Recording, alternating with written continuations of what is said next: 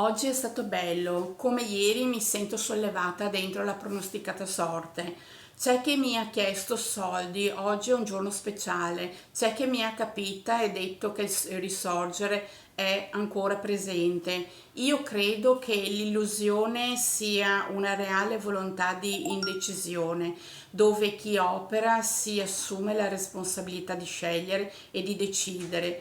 Chi è scelto va lasciato uscire dalla vita e chi è entrato è libero di andarsene. Un impegno è sapere che il denaro ha valore artistico, può fare felice o no chiunque sia, senza è depresso e disperato e farebbe ogni cosa per distogliere il difficile sintomo di malessere che ha.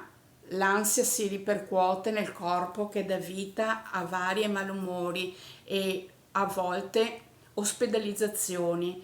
Quindi essere sereni sta proprio nel compiere un'operazione di marketing dove chi che sia vuole assumersi l'incarico di optare e ovviare la disperazione dell'altro.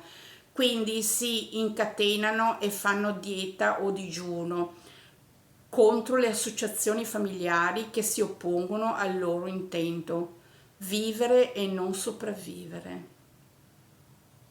Auguri!